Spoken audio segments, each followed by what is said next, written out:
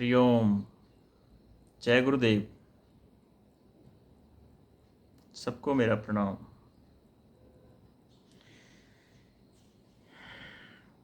योग कर्म सुकुशलम। मैं सबको नमन करते हुए सबसे आग्रह करना चाहता हूँ। 21 जून को इंटरनेशनल योगा डे है, जिसमें अधिक से अधिक लोग भाग लें। मैं बहुत धन्यवाद करना चाहता हूँ अपनी प्रधानमंत्री मोदी जी का, जिन्होंने देश और दुनिया में हमारे देश का नाम रोशन किया है, साथ ही सारी दुनिया के लिए एक प्रेरणा स्रोत बने हुए हैं। आज योग के माध्यम से हमारे देश और पूरी दुनिया में हमारे योगियों का, योग शिक्षकों का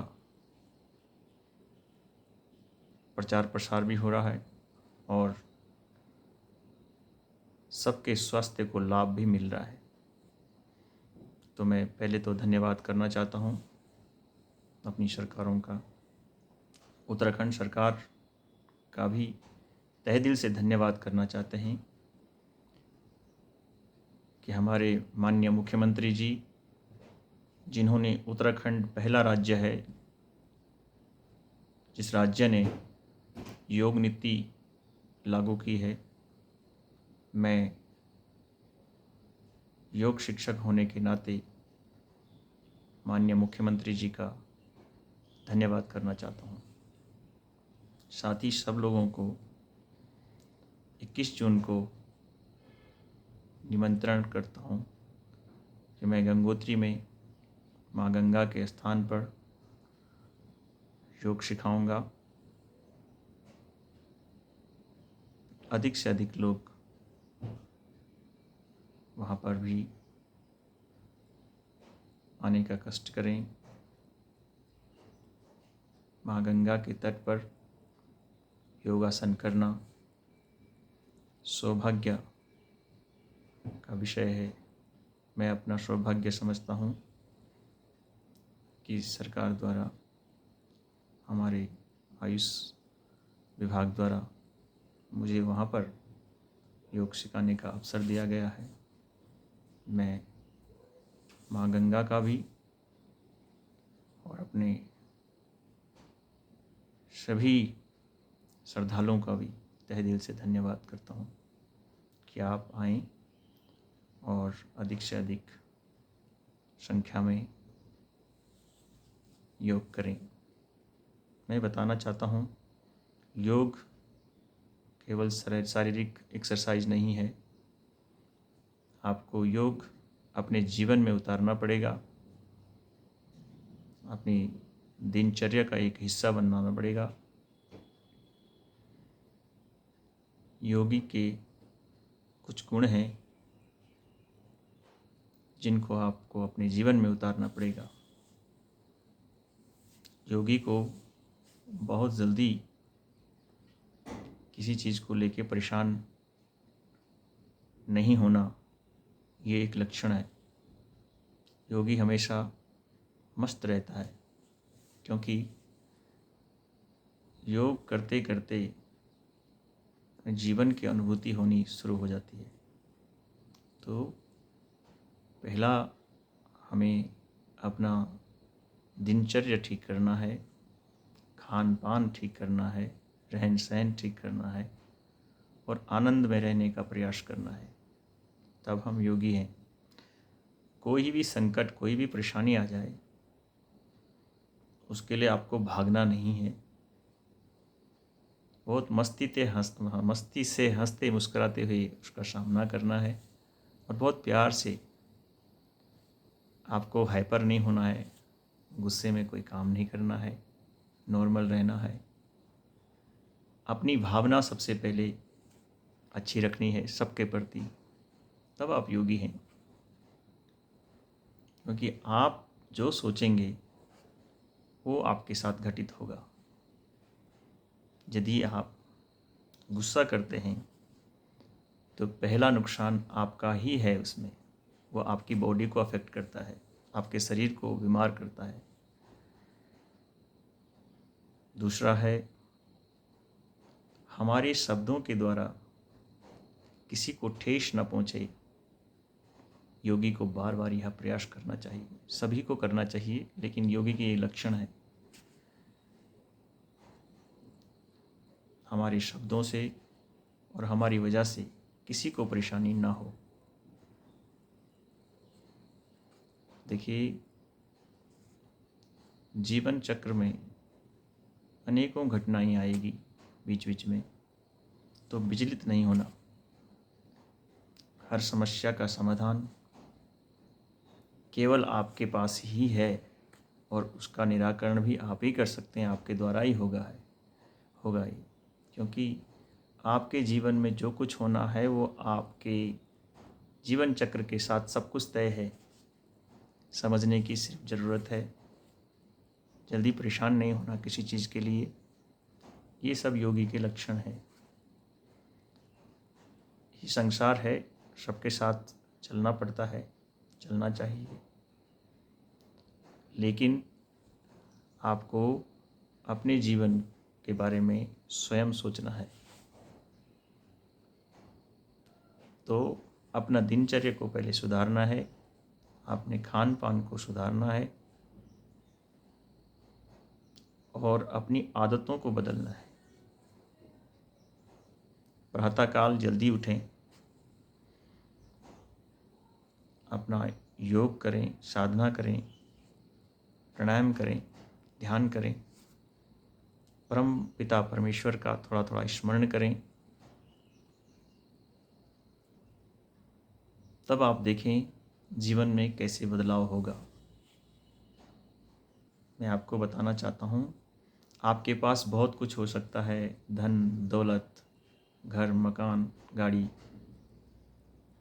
बहुत बड़े बड़े आपके संपर्क हो सकते हैं, बहुत सारी चीज़ों से आप संपन्न हो सकते हैं, लेकिन अगर आपकी मन की शांति नहीं है ना, तो सब कुछ व्यर्थ है। किसी कवि ने लिखा है, सुबह का बचपना हंसते देखा, दोपहर को मस्त जवानी, शाम का बुढ़ापा रोते देखा, रात को ख़त्म कहानी। ये जो पूरा जीवन है ना, ये कवि ने एक दिन में तोल लिया उसको। सुबह का बचपना हंसते देखा, दोपहर को मस्त जवानी, शाम का बुढ़ापा रोते देखा, रात को ख़त्म कहानी। इतनी सी ज़िंदगी है और इसमें हमने बहुत सारे झंझट पाल के रखे हैं। झंझट कहीं बाहर नहीं है, हमारे मस्तिष्क में है। हम लोग उसको पकड़ के रखते हैं सब कुछ, ये मेरा है और ये होना ही था, मैं ऐसा चाह रहा हूँ। जबकि हो तो वही जो राम रचि राखा बोलते हैं ना, जो भगवान ने रचना की है जिसकी, निश्चित है वो होगा। हाँ, ये अलग बात है कि आपके कर्मों का प्रभाव, आपकी संगत का प्रभाव, इसमें आप बहुत चीज़ों में बदलाव हो सकता है। अगर आप अच्छी संगत में हैं तो आपका जीवन बदल सकता है। आपके अच्छे संस्कार हैं तो उससे काफ़ी लोग फ़ायदा ले सकते हैं। आपका तो जीवन सुधरेगा ही, लेकिन आप अन्य लोगों को भी इसका लाभ दे सकते हैं अगर आपके संस्कार अच्छे हों। दूसरी बात है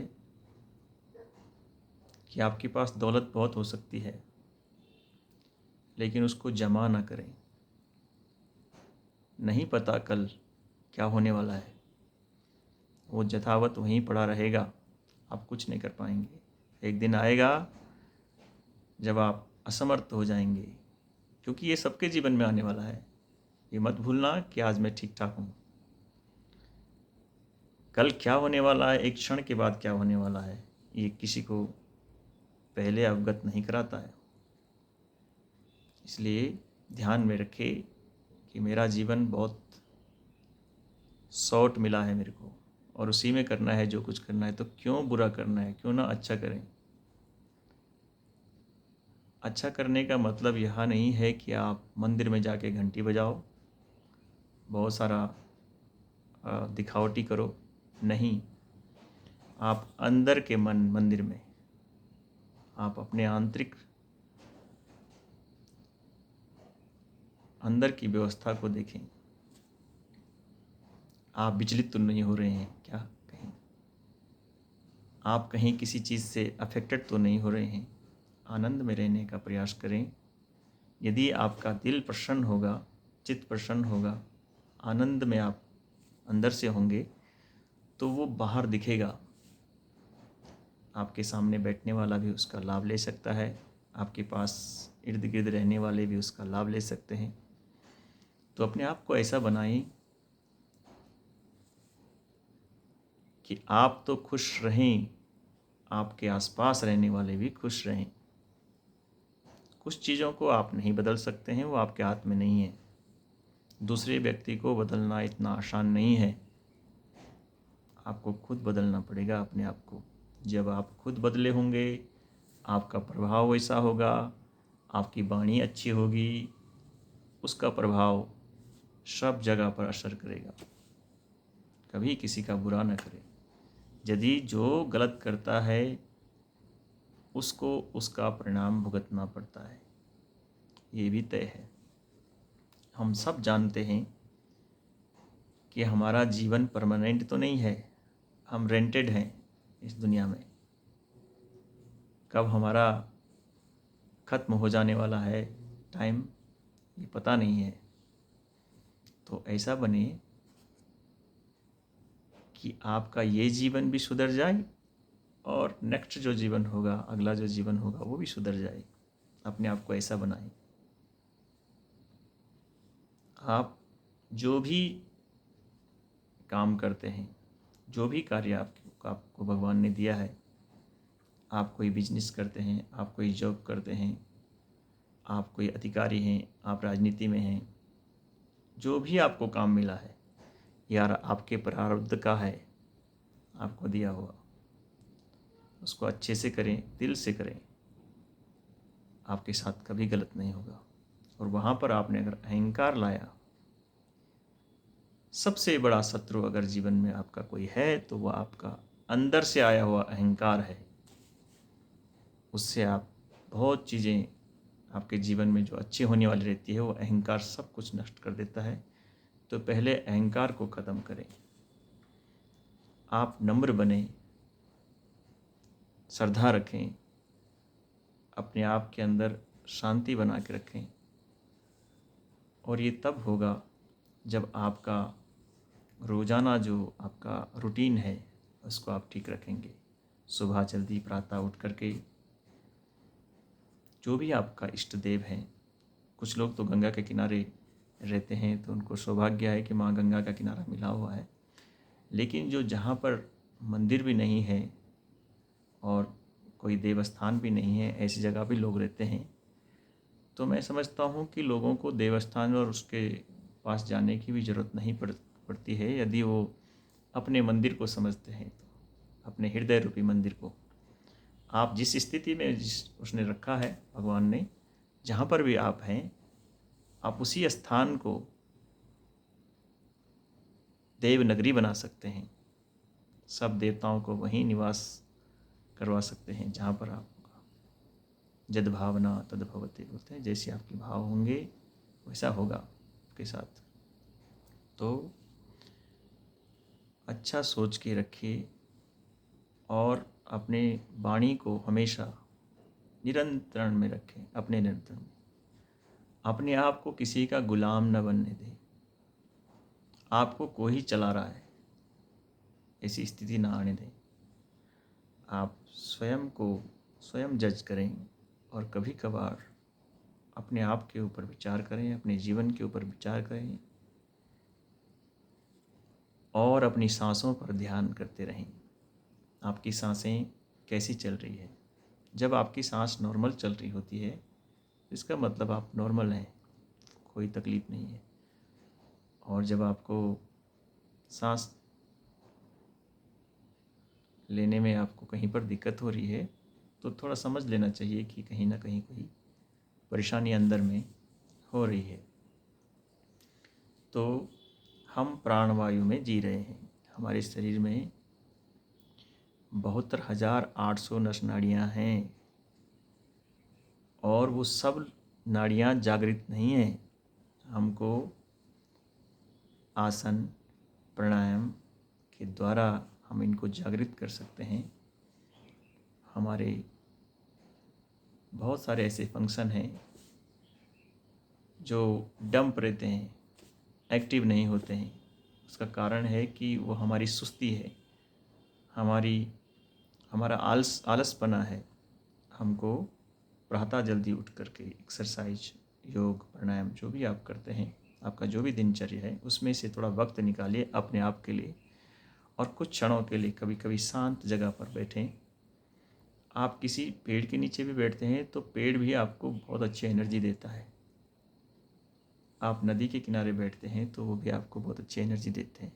यदि कुछ नहीं है तो कहीं खाली स्थान पर बैठें और मन को भी खाली रखें।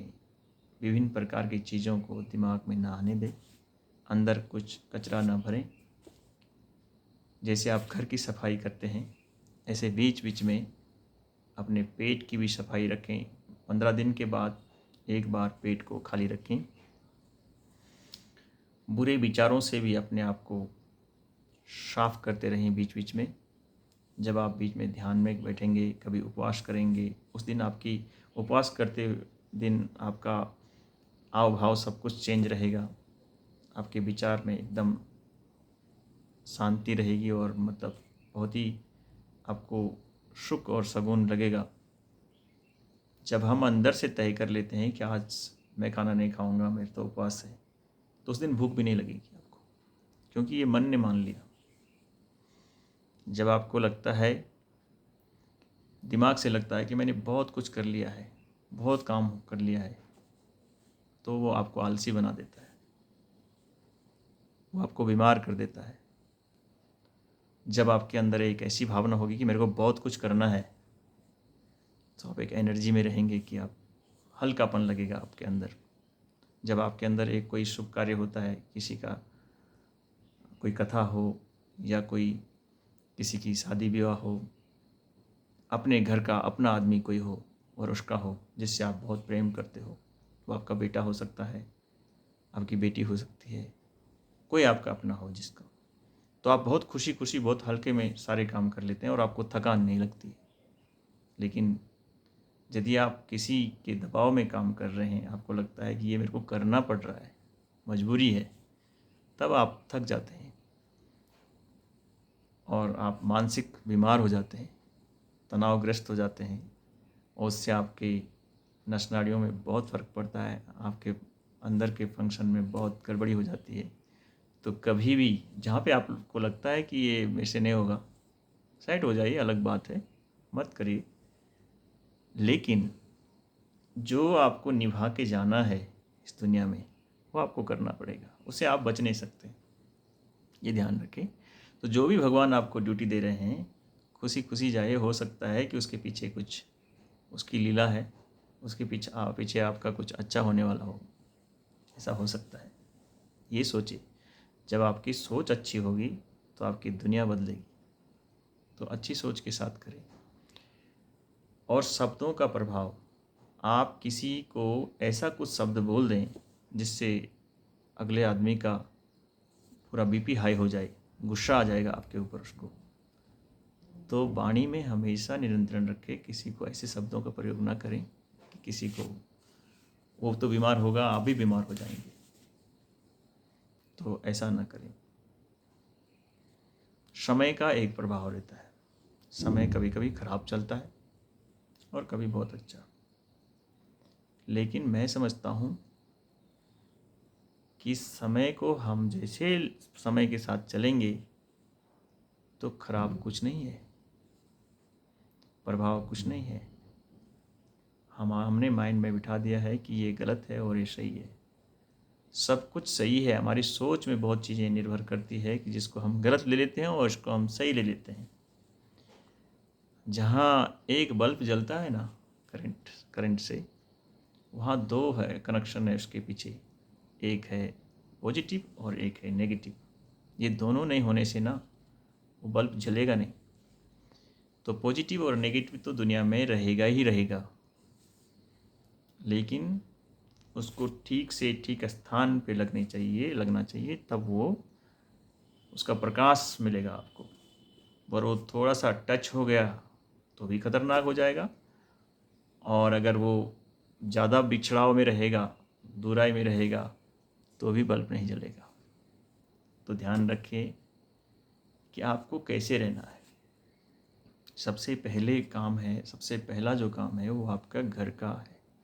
आप अपने परिवार के साथ कैसे बर्ताव, कैसे व्यवहार करते हैं, उसका आपके जीवन में, आपके ऊपर, आपके परिवार के ऊपर, सब जगह में उसका असर रहेगा।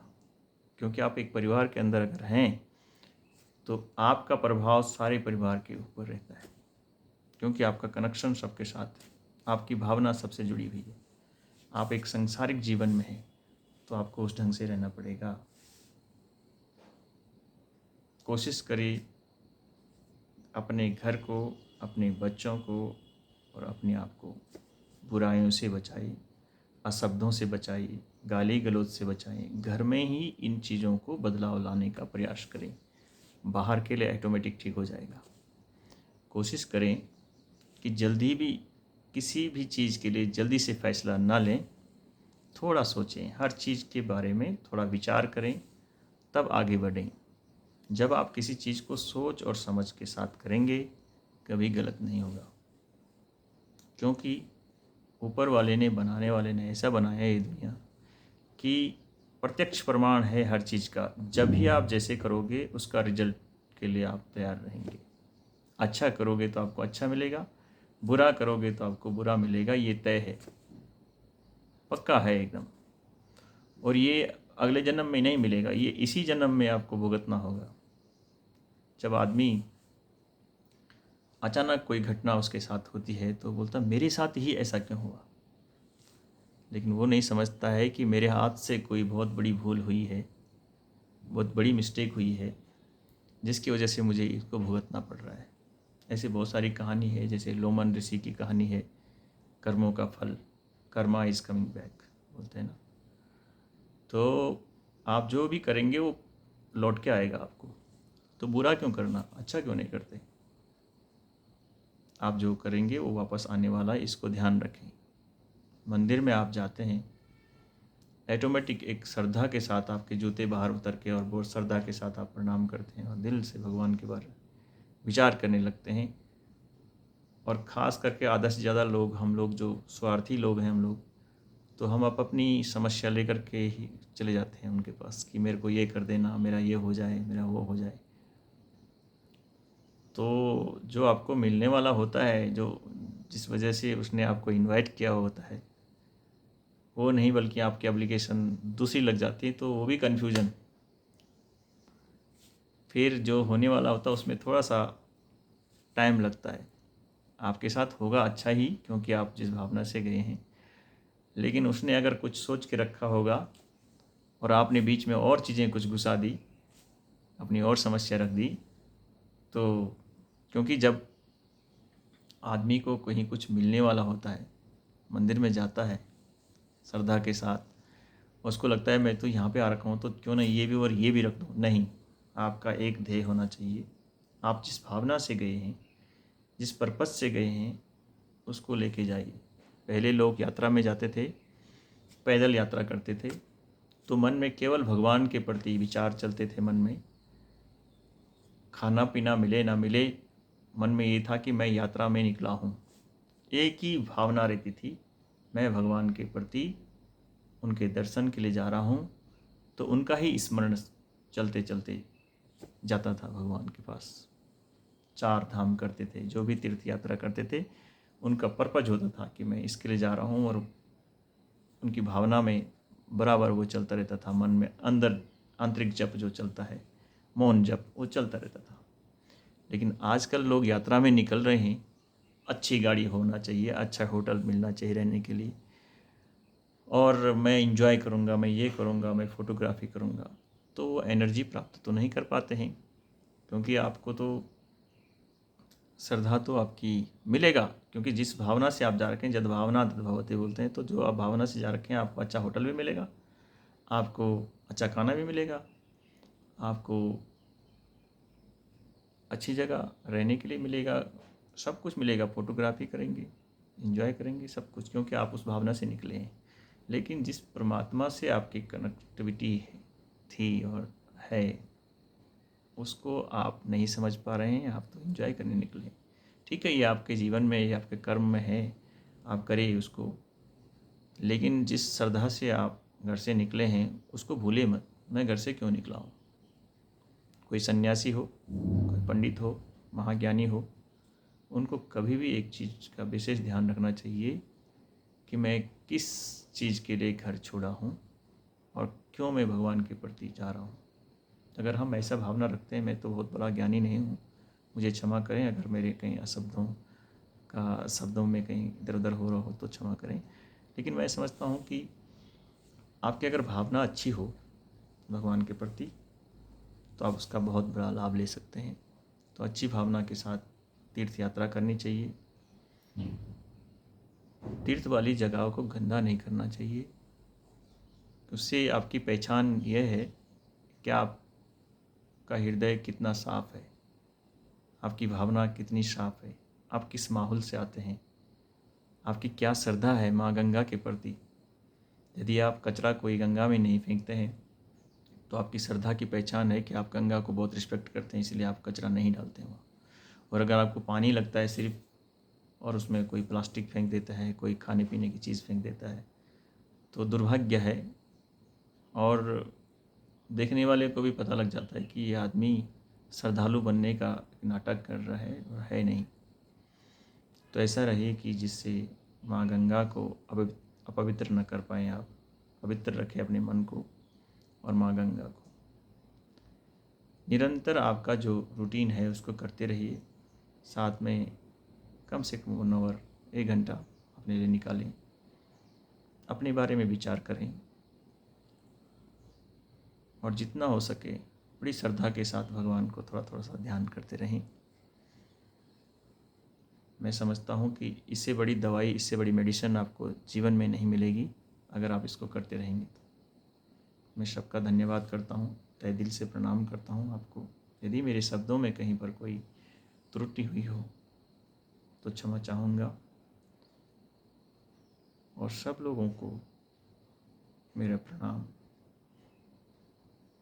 बहुत बहुत धन्यवाद।